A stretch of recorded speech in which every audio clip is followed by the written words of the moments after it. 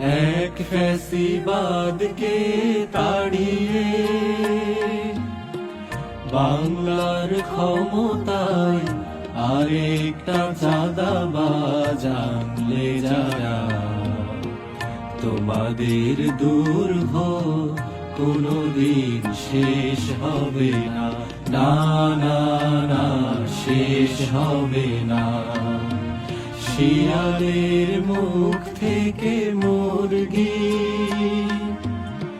হায়নার মুখেতে অন্ধ বিশ্বাসে দিলে যারা, তোমাদের দুর্ভোগ কোনদিন শেষ হবে না, না না না শেষ হবে না।